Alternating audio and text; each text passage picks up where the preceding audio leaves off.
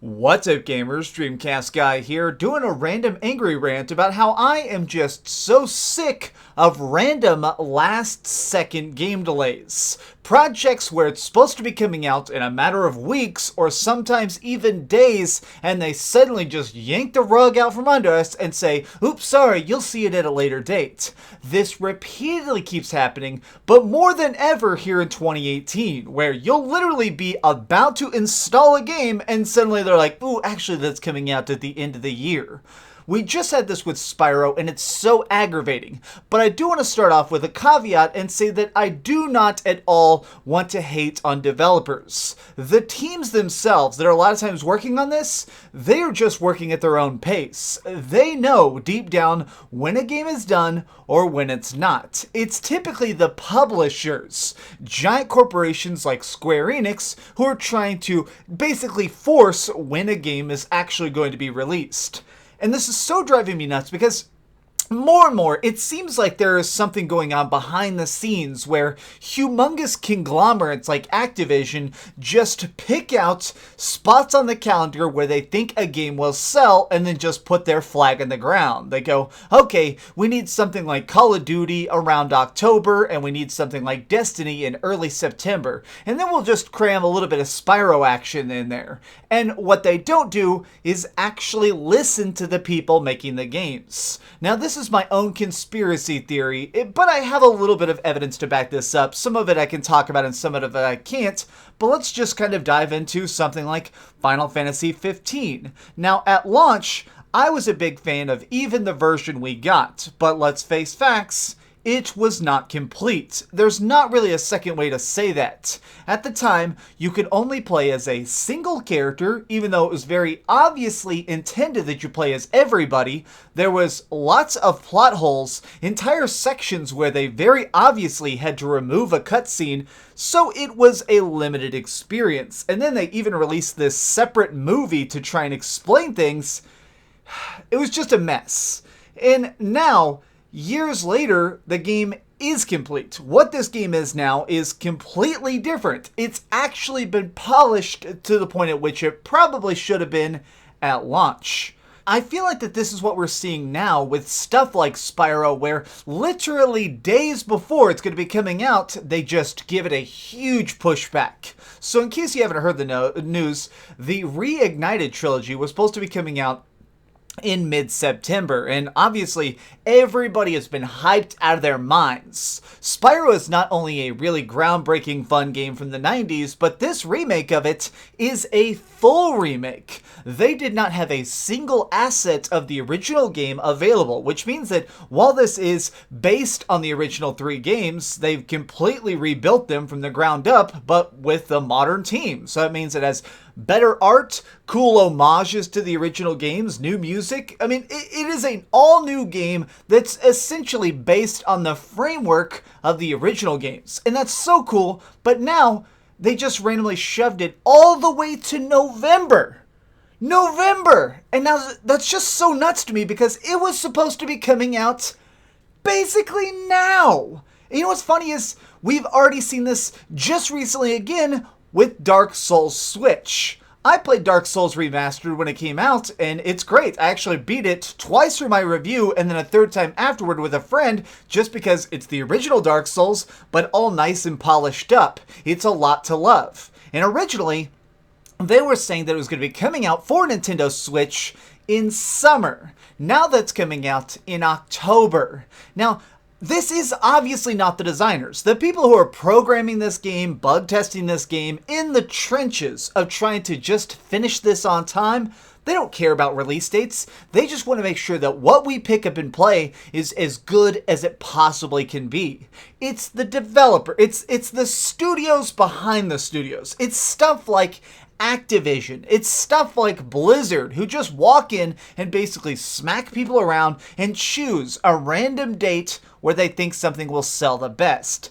And I guess what's really kind of aggravating me is the lack of transparency. So just in my free time, when I'm not reviewing games, I like to study movies. I'm never going to do movie reviews or anything like that, but I like to study the film industry because the film industry is much more transparent. If they need to delay something, they tell you exactly why, even if it's a bad reason. Like when they were trying to make the Star Wars a Solo story, when they had to push that thing back by years, they were very clear about the fact that they had to fire the directors, replace them with somebody else, and reshoot about 60% of the movie. Now, is that a bad sign? Yes. Did the movie come out kind of sucky?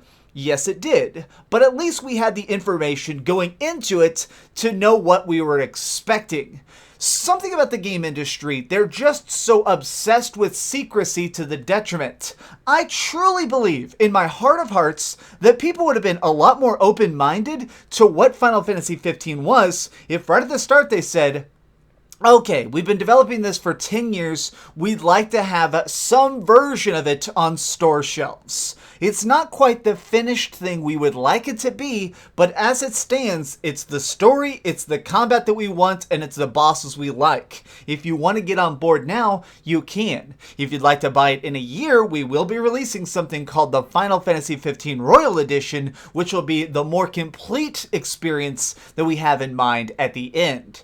That would have been a lot better received, and I think that there's just this annoying habit now of rushing to release dates, getting it out there, and then patching it later. Or times like No Man's Sky, the more I listen to Sean Murray, the more I think that that guy probably had a lot of big intentions and grand ideas, and Sony just basically said, okay, print it. They did not give him the extra 2 years he probably needed to actually finish what he had envisioned. And so he ended up having this game that, in my opinion, was quite bad. The launch version of No Man's Sky was very bare bones. It was flying around, zapping crystals, putting them in your spaceship, flying to another rock, and zapping some crystals. It was not a fun gameplay loop, and it did not have any meat on its bones. Now, 2 years later, that I have things like extra quest grids and actual storyline that gives me an excuse to go across the galaxy and multiplayer,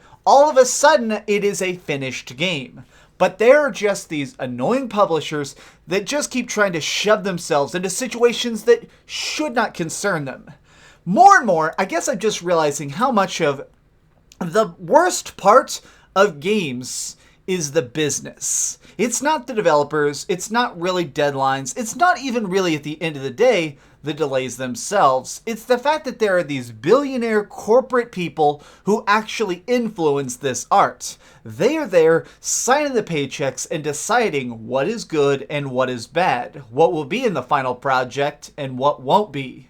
And I guess that's why lately I've been playing more and more indie games, because at least indie games, they just choose when it comes out, they choose when it's done, and at the end of the day, they get to finally be the arbiters of their own experience. They randomly just announced that cool game that's basically going to be like an 8-bit and 16-bit version of Ninja Gaiden. It's basically like an indie version of Ninja Gaiden called The Messenger. It's just randomly coming out to the end of the month. It's like August 30th. We're just getting it.